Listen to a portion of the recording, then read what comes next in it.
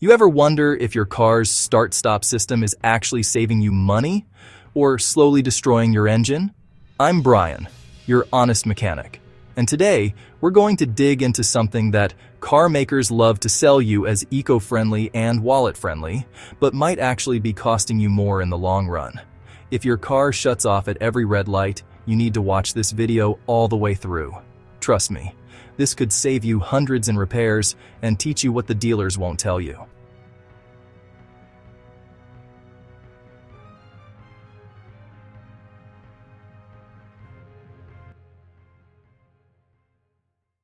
Alright, let's start with the basics. Start-stop systems are designed to do one thing: shut off your engine when you're stopped, like at a red light or in traffic, and then restart it when you hit the gas. Sounds smart, right?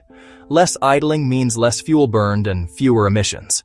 It's become standard in most new cars. But here's the kicker. Just because something is common doesn't mean it's good. Let's talk wear and tear.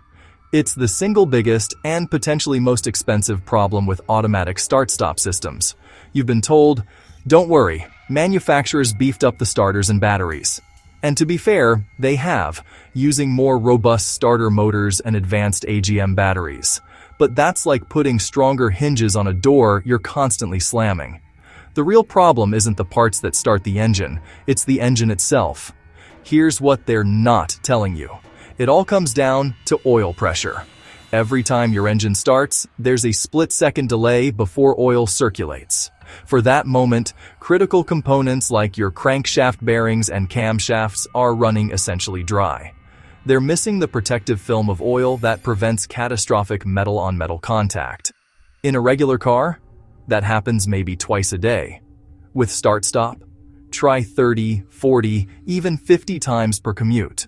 Each restart is a tiny scrape on those surfaces. Multiply that by tens of thousands over a year, and you're looking at a death by 1,000 cuts for your engine's internals, especially the bearings and timing chain. And if you've got a turbocharged engine, which so many modern cars do, the problem gets exponentially worse. Turbos get glowing red hot and rely on a constant flow of oil to carry away that intense heat. When the engine cuts out, that oil flow stops.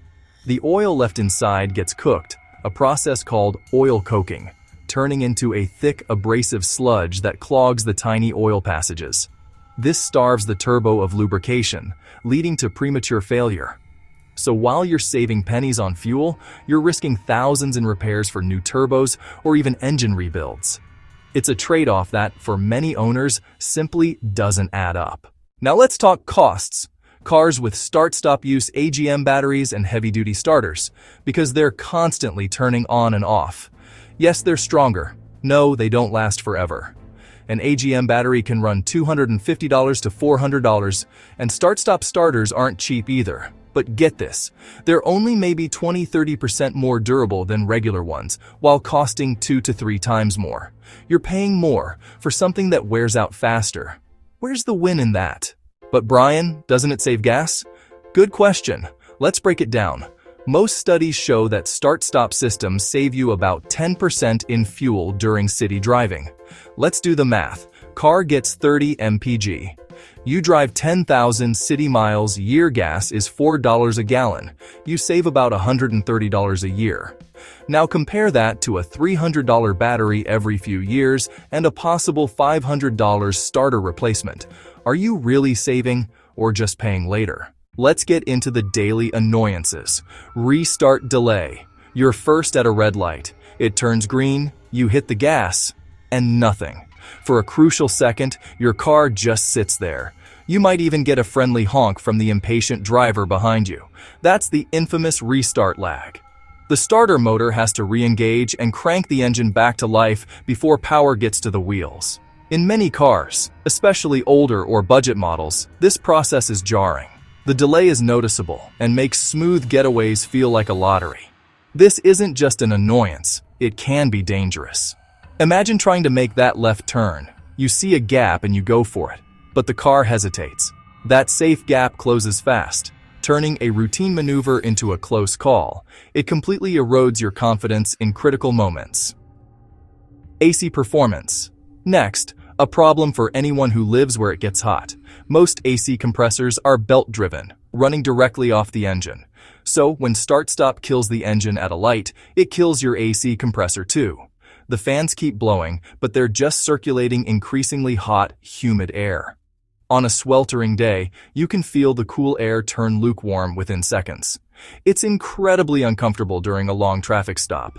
Some premium vehicles and hybrids have electric AC compressors that run independently, but that tech isn't in most mainstream cars. For the average driver, the choice is saving a few cents on gas or arriving drenched in sweat. This leads to the absurd situation of manually disabling the start-stop system just to stay comfortable, completely defeating its purpose. You have to ask, is that marginal fuel saving really worth the constant discomfort and fiddling with buttons on your dash? Here's my take. Straight up. 1.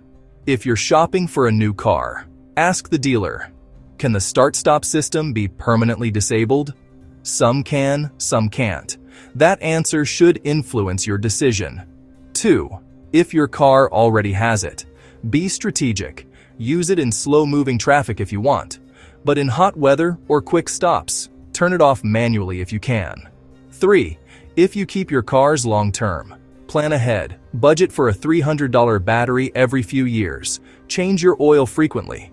Keep that engine protected through all those stop-start cycles. So, what's the bottom line? Start-stop technology isn't evil, but it's definitely overhyped. It's marketed as a key fuel-saving feature, but the real-world gains are often minimal unless your commute is pure city gridlock. For many, the slight shudder and delay at every stop just isn't worth the pennies saved. The real reason this tech is everywhere? It's less about helping you, and more about helping manufacturers meet strict government emission targets. By shutting the engine off during official lab tests, they can lower their fleet's average emissions on paper. It's a clever workaround for a regulatory hurdle that prioritizes their compliance over your ownership experience. The result? You foot the bill for a system that saves a few bucks while putting extra stress on your engine.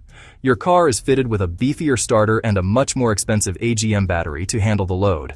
When that battery needs replacing, the higher cost can erase years of fuel savings. You're paying a premium for added complexity and wear. If you learned something today, hit that like button and subscribe to the Auto Authority to become a more informed car owner. Please share this video with a friend who's shopping for a new car or anyone who complains about their car shutting off at lights. This is the real-world info they need. Now I want to hear from you. Got questions or horror stories about start-stop tech? Have you been hit with a high bill for a new battery? Drop your stories in the comments. Let's build a knowledge base together. I read every one. Until next time, drive smart, drive safe, and remember, being an empowered owner means questioning the tech the big brands are selling you. Know what you're buying.